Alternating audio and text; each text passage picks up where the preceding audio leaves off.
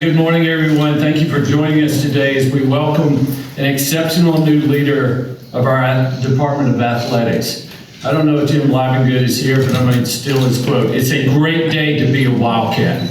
I especially want to thank our student athletes, coaches, and staff who make us proud to be Wildcats each and every day. I also want to thank our passionate supporters who enable our student athletes to strive for excellence.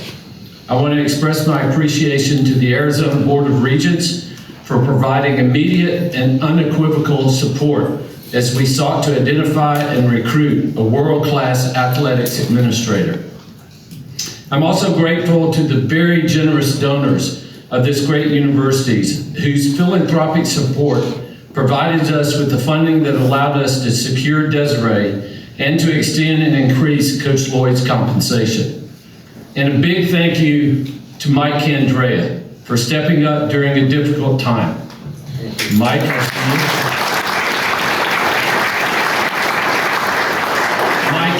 you are the GOAT. My biggest failure was not to convince you to get one for each thumb, but you got one for each finger. So thank you for stepping up. We owe you a debt of gratitude, and we all love you, so thank you. This is a critical moment for Arizona athletics. We need someone strong, someone with a national voice, someone with a track record of raising revenue, stewarding resources, and providing strong financial oversight, someone unafraid to come in right now and help us. We are so fortunate that Desireé Reed-Francois said yes. She is exactly what we need right now. Desireé comes to us from SEC country, the University of Missouri, where she has spearheaded change in just 3 short years across all metrics, including on-field performance, academics, fundraising, branding, and innovative initiatives to enhance the student athletic experience. She's been on the cutting edge of NIL and revenue generation, and she always has the student athlete at the center of her work. And that was no more clear to me than the interactions we had yesterday with our incredible students. Her experiences and accolades from a 25-year career in college sports are impressive. And the U of A College of Law, as a U of A College of Law graduate, Desireé knows our community well and continues to stay connected. She was awarded the Alumnus of the Year last year by the College of Law. Dean Miller, thank you for being here and providing that support. And just yesterday, she was a guest speaker at our College of Law interacting with law students. Along with Desireé, we welcome her husband, Josh Francois, and their son, Jackson, who is currently a sophomore at the University of Missouri suiting up for the men's basketball team. Finally, let me be very clear. We will not shy away from tackling our challenges head on, and Desireé will play an integral part in developing the strategies and tactics necessary to succeed in this modern era of college athletics. We will modernize, we will be fiscally responsible, but we will not compromise on our pursuit of excellence. With new department leadership now in place, our head men's basketball coach secured long-term, and Coach Brennan, our new football coach, primed to continue our upward trajectory on the gridiron, and Coach Barnes, who's here, who was that far away from the national championship, taking down Stanford. We are set for leadership, stability, and momentum to continue to thrive. Please join me in welcoming our new Director of Athletics, Desireé Reed-Fancois.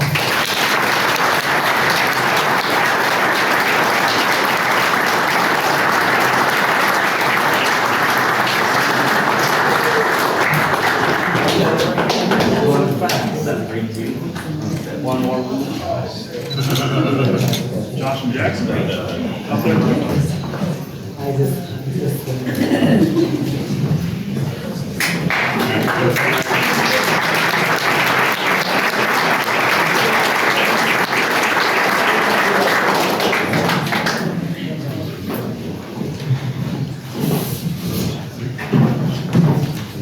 I think we had to to get a larger jersey for the size of the last name. So, but thank you. Good morning. It's great to be here. Thank you to my student athletes for coming. Grace, it was so wonderful to walk in and see you. So just automatically kind of made things a little more special. So thanks for running from practice. So good morning, everyone. First and foremost, I want to express my sincere gratitude to President Bobby Robbins and the Arizona Board of Regents for this incredible opportunity to serve as your Director of Athletics. Your leadership and your vision, you've set the stage for an incredible future, and I'm honored to be a part of it. Reflecting on my journey to this moment, I wish I wouldn't have come, Dr. Jordan Curtis. No, I'm just kidding. But it's amazing to see you, so thank you. I'm reminded of a time in my life that solidified my connection to this university. On September 10th of 1994, my brother experienced a life-altering accident. It was my first year in law school here in Tucson, and amidst the chaos and uncertainty, the University of Arizona extended a compassionate hand, providing support when I needed it the most. I am forever grateful. The kindness that was shown to me during this time, and now, during this challenging time, it's my privilege and my duty to give back and help guide the athletic department forward. Leaving behind the incredible people and the community at Mizzou was not an easy decision. The student athletes, I gave birth to one of them, the staff, the coaches, incredible people, the President Choi and the Tiger fan base, the SEC, Commissioner Sankey are incredible, and I am forever grateful for the experiences and my friendships that were forged there. They will last a lifetime. However, when the opportunity arose to return to the University of Arizona, the only place I would have considered leaving Mizzou for, I knew it was a chance I could not pass up. I also would be remiss if I didn't say thank you to my husband, Josh, who's here, and my son, Jackson. Thank you for going on this incredible journey with me. Let's give them a round.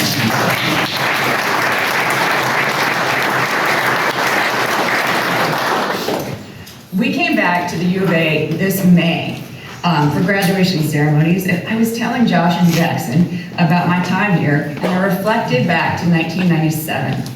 When we celebrated a national championship in basketball. I remember how exciting it was and I remember how I felt when I heard one shining moment and we saw Coach Olson cut down that net. We're gonna raise banners here. We're gonna cut down more nets, folks.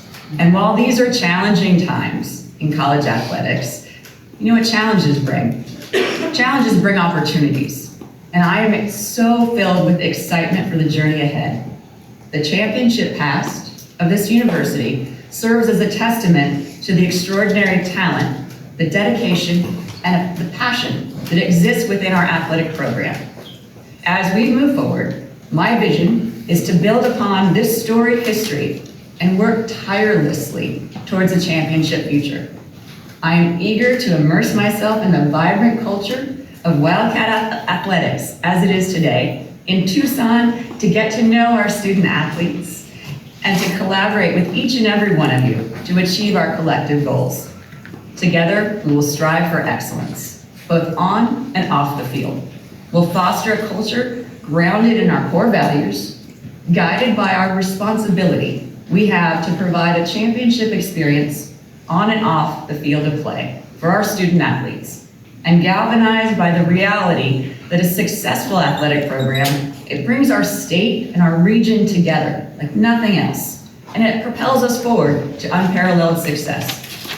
In closing, I want to again express my sincere gratitude to President Bobby Robbins, the Arizona Board of Regents, and the entire Wildcat community for entrusting me with this incredible opportunity.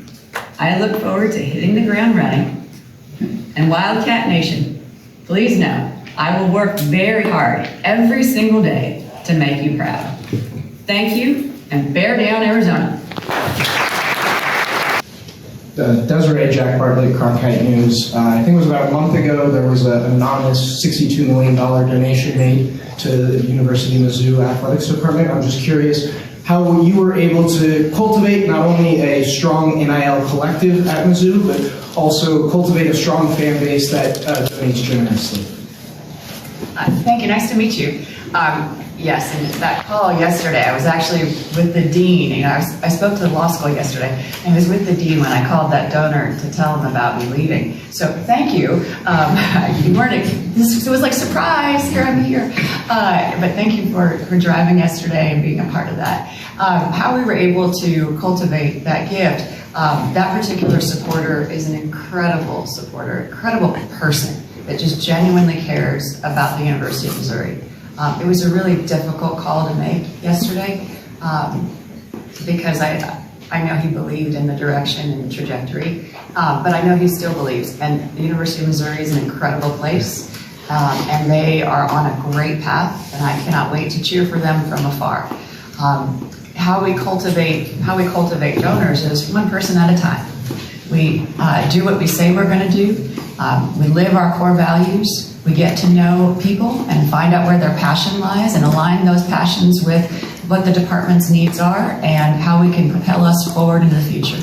So I love fundraising because you get a chance to be able to meet people where they are, hear their stories, and everybody has this incredible story and incredible memories.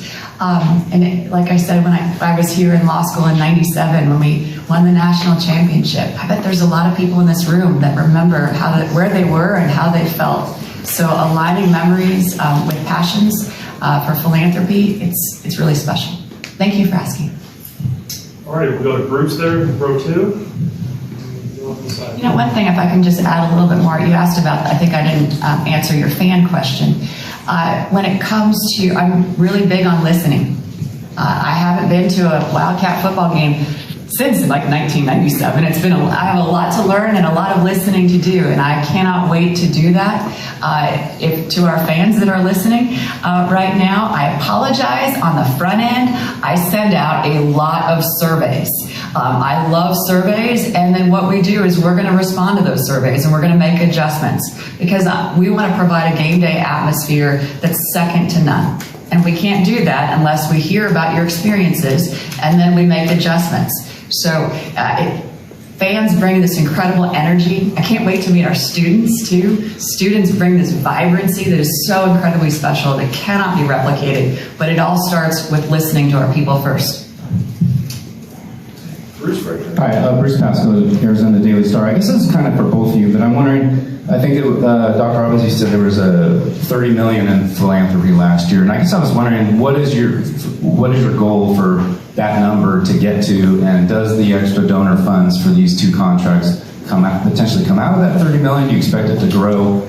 What is that, especially considering the current situation? Yeah, Bruce, I'm not familiar with the 30 million you're talking about. Can you clarify? You were quoted on in our, I think, faculty senate, according to what we have.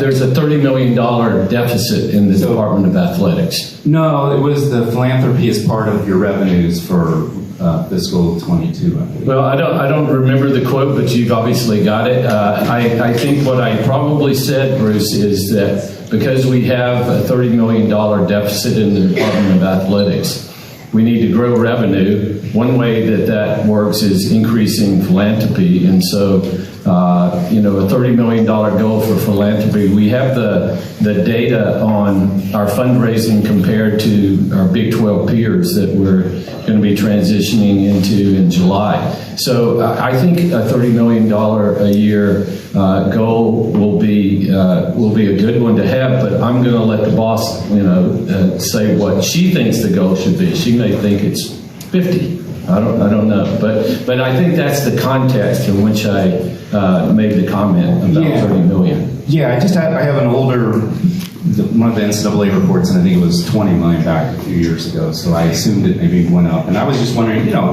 you kind of think maybe it could even get to 40 or 50 in the next few years, or what are the, do the goals get even bigger? Yeah, well, again, I'll let Desireé make a comment specifically around athletics. I can tell you that we have a $3 billion goal that, as I said before, I am confident we're going to exceed. Athletics is a big part of that. We've already had tremendous support from our donors to support the athletics programs, and I think it will continue to grow, especially under Desiree's leadership. We're on the far right and then Michael left.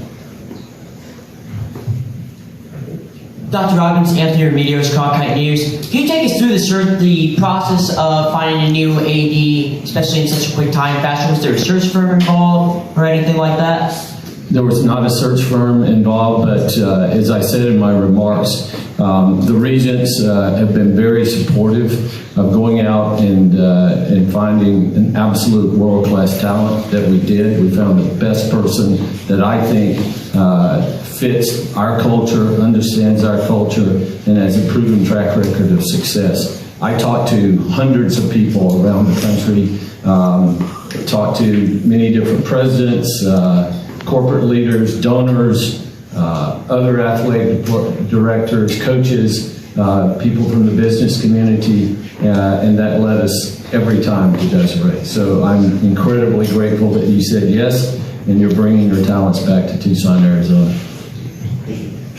Michael? Yeah, Michael Lev with the Arizona Daily Star. This question is for Desireé. Dr. Robbins mentioned the $30 million deficit that athletics has been running, and according to your bio, you were able to kind of turn things around financially at Mizzou. How were you able to do that, and what are some of the plans you have conceived of to turn things around financially here at Arizona? Thank you. And I'm sorry, could you tell me your name again? It's Michael Lev with the Arizona Daily Michael, Star. nice to meet you. And so in terms of, emotions. No. In terms of how we're going to turn it around, challenges are opportunities. I said that in my opening remarks.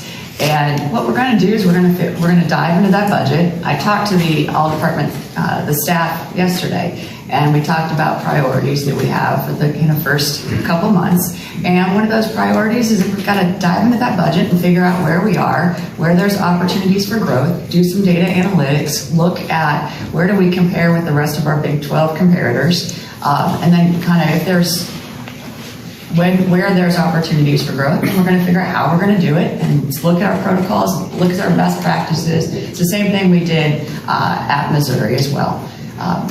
I haven't met very many athletic departments that say, hey, we've got so much money, we don't know what to do with it. So this is not a problem that's incredibly unique. But what we have to do is just be very diligent in our approach and very thoughtful. Let's listen and let's learn, and let's analyze and put together the best plan and move forward. And by the way, if I may say, I was a little awkward in my opening remarks when I saw Dean Jordan Curtis.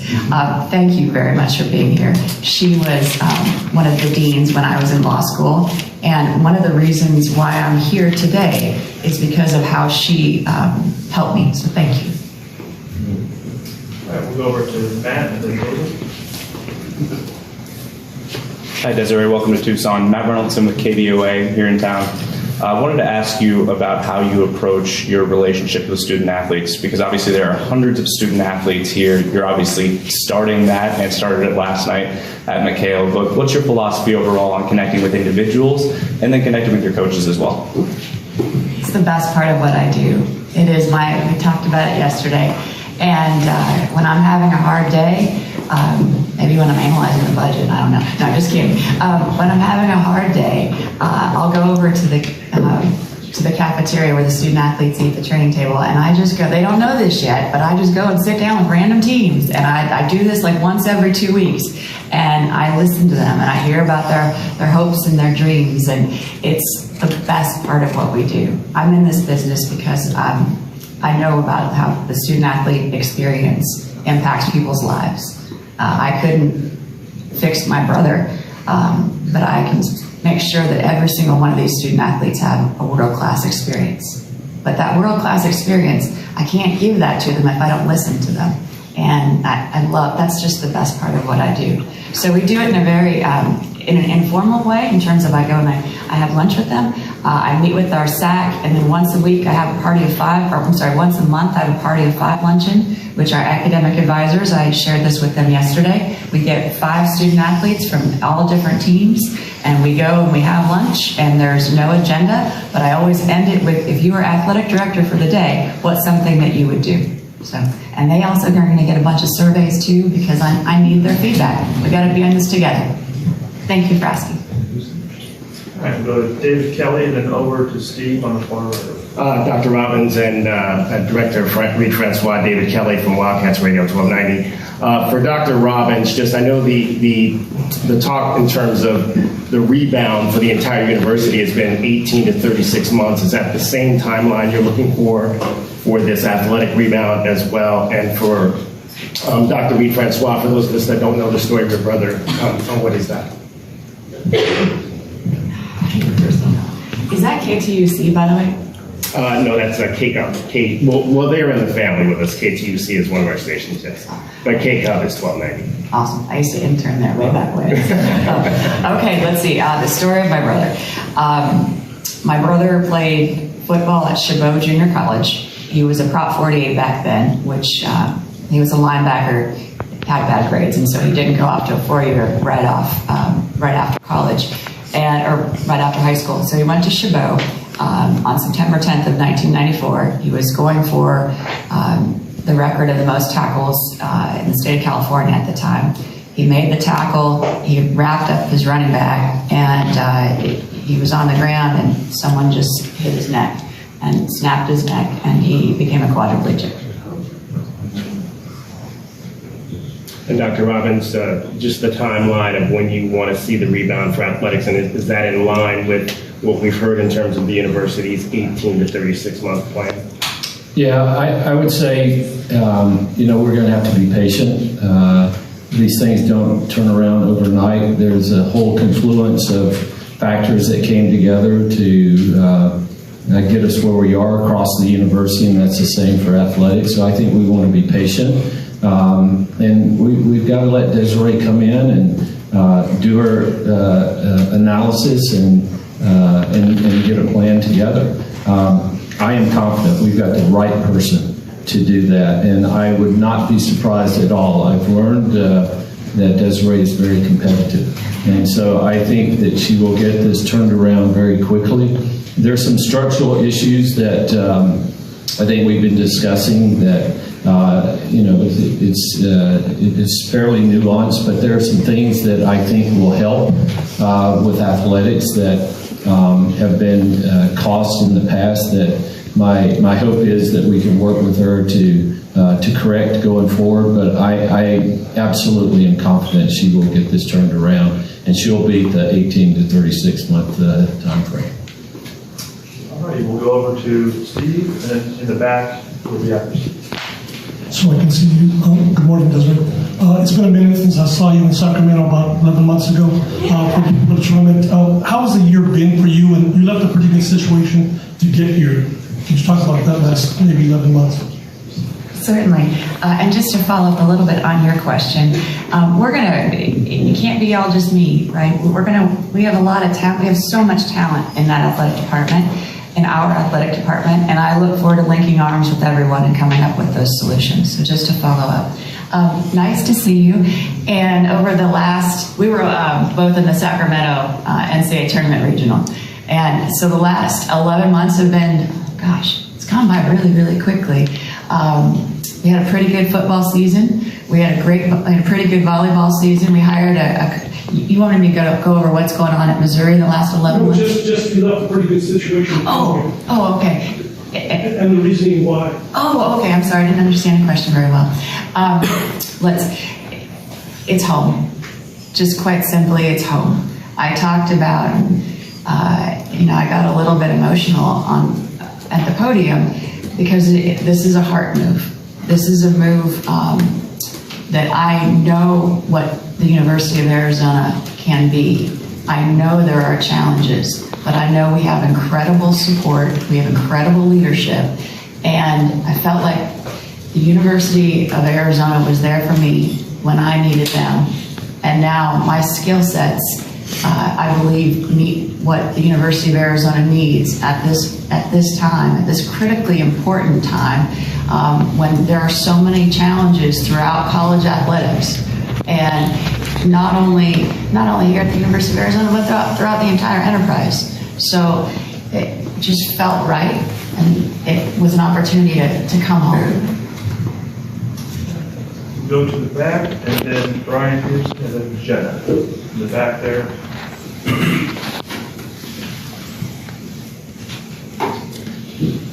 Hi Desiree, welcome back to Tucson. I'm John Macaluso with 13 News. I talked to a student yesterday, a tennis player here at the university, and she couldn't be more hyped to have a woman come in to take over the job. Can you just talk a little bit about what it means to you to be inspirational to students like her? I'm smiling. I was over at the law school yesterday, and someone asked me this question too. And, when I was first of all, what was her name? Who did you meet? Her name was Makoto. She's a tennis player here. Awesome. Well, I can't wait to spend some time with her. When I was at the university, at UNLV, I used to get that question posed to me, and quite frankly, I was a little flippant.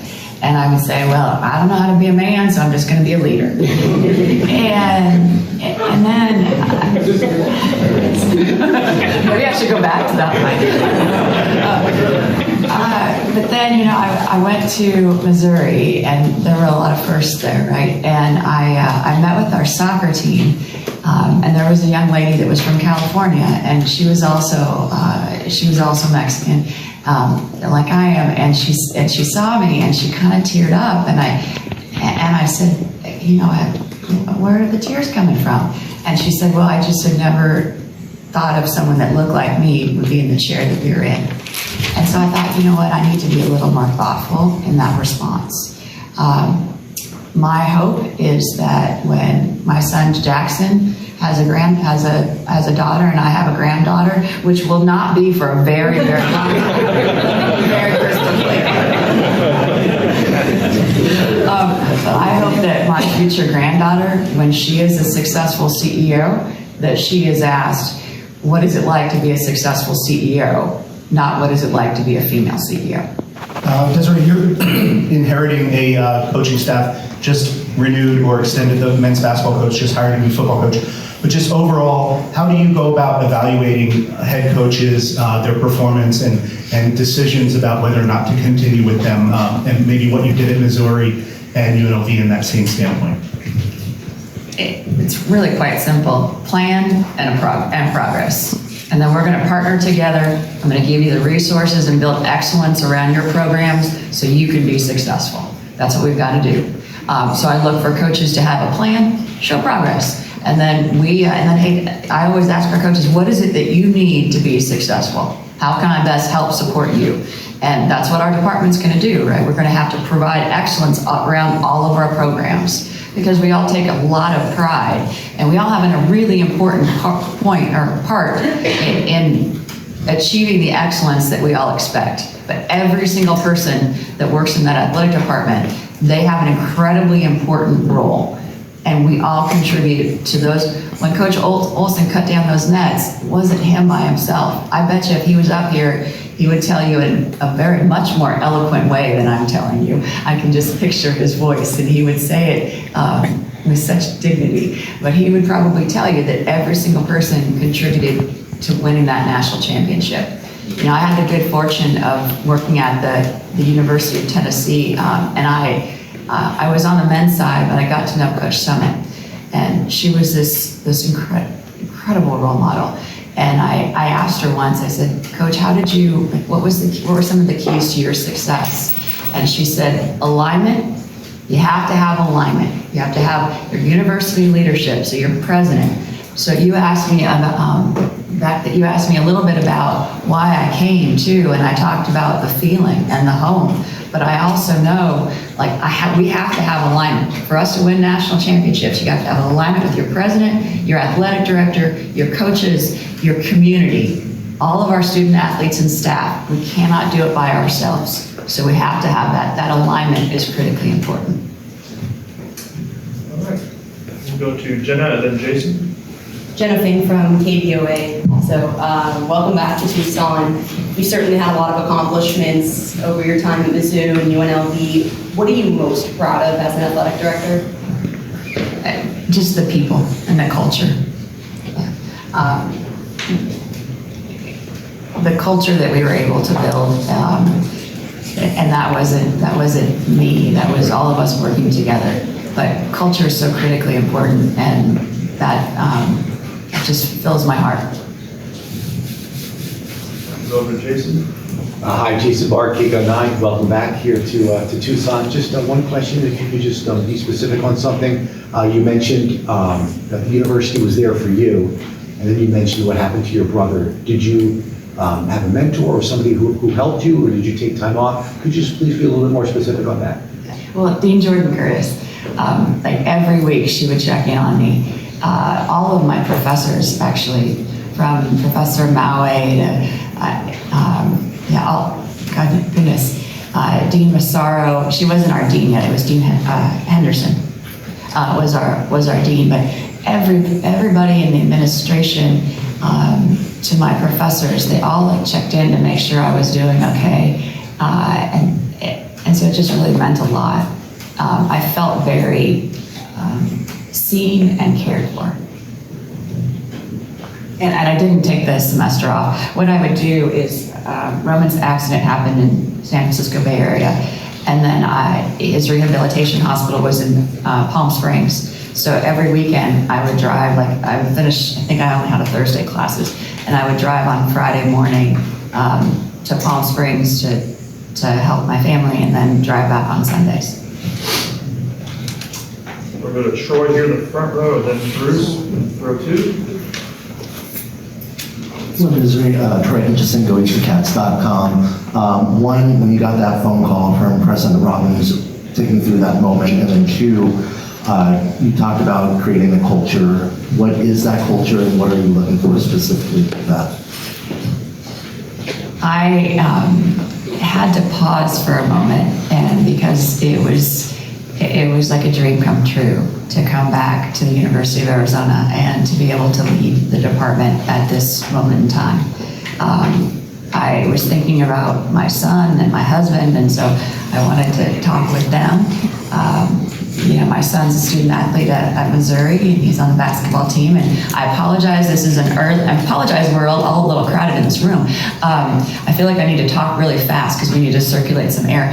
But my son has a game tonight, so like the press conference is at 9 o'clock in the morning because we got to get the kid back to, get some kind of pre-game warm-up. It's just a practical reality of my life. And so, that weighed on me a little bit, right? It's pretty special to be able to walk across the court and see my son play basketball. So that weighed on me, but I just thought this just feels right. And so we all talked about it as a family.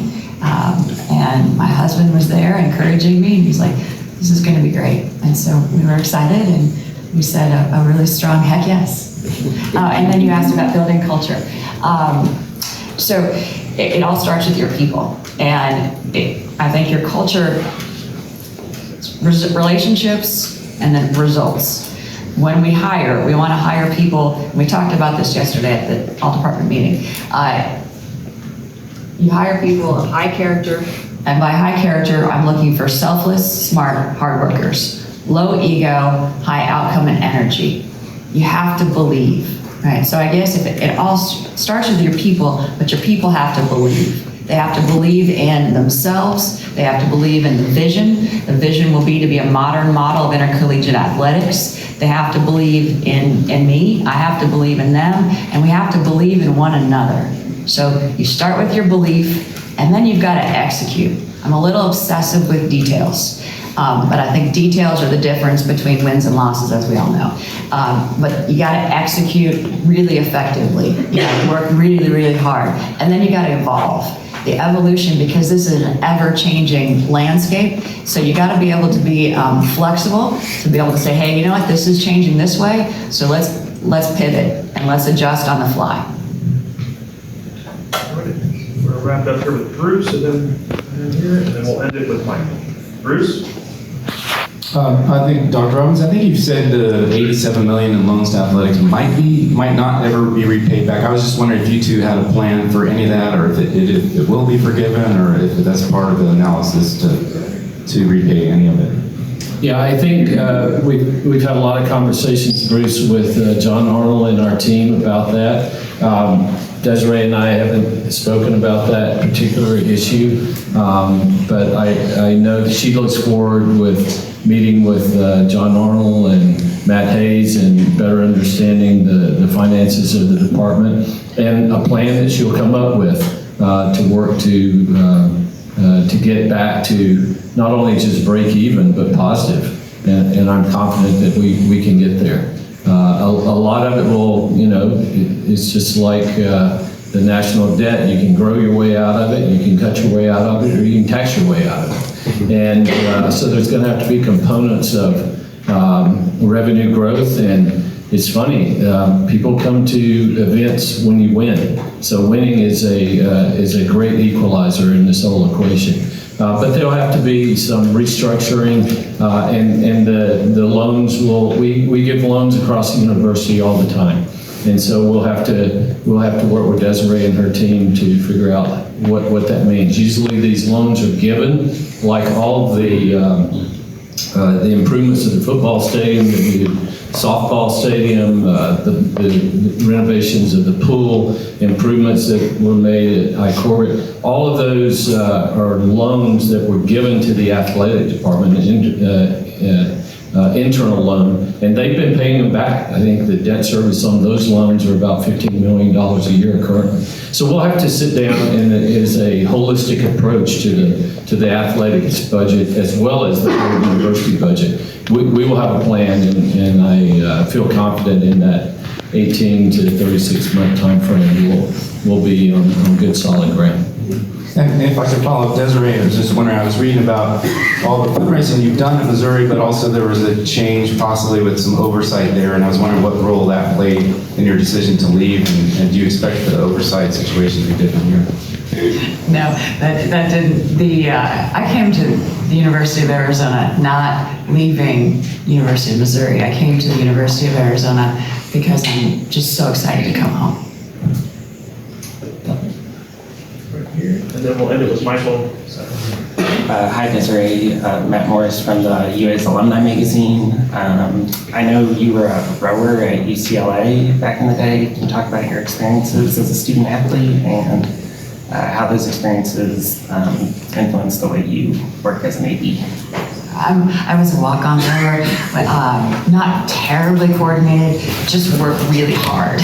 and I'm actually really excited about triathlon here. Like I was talking to the triathlon coach yesterday, and kind of want to do an Ironman, but that might require a lot of coordination, and I haven't looked at the bye week, and it's going to take me more than like 9 months to get ready. So I got a lot of work to do, so I'm not like calling my shot yet. But athletics, ever since I was 3 years old and played my first soccer match, athletics has been a huge part of my life. I wouldn't be sitting here in this chair if athletics provided me an opportunity to compete, and it was okay. You weren't judged because you were so competitive in a negative way. You weren't told not to compete. You were encouraged, and I loved it, and it played to my inner DNA. But I also wouldn't be sitting here if it wasn't for higher education. My dad was an 8th grade English teacher. My mom was a school secretary. We grew up in the San Francisco Bay Area, and the importance of education has just been a part of my life. Like I wouldn't be here today if it wasn't for that. And so every day I come to work with a grateful heart that I get to do something so beautiful as to work in college athletics, but also be a part of young people's journey.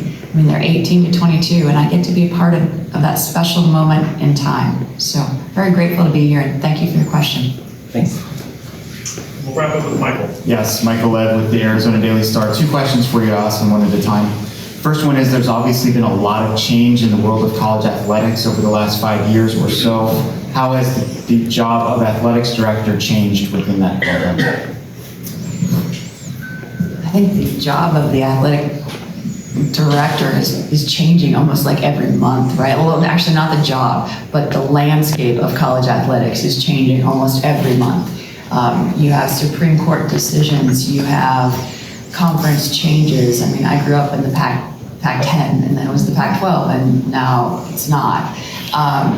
So it's ever changing. And when I talked about what I look for to be able to hire, you look for selfless, smart, hard workers, and you have to be able to pivot, right? You have to be able to be flexible, because our enterprise is constantly evolving. But it also, that's what makes it kind of exciting too, right? Instead of just looking at it and complaining about, oh gosh, I remember pre-NIL, blah, blah, blah, blah, blah. Well, you know what? Like, actually seize it as an opportunity, because it's a great thing, and jump on that and use it as a competitive advantage. So how has the athletic director role changed? I mean, we're CEOs of a $140 million company.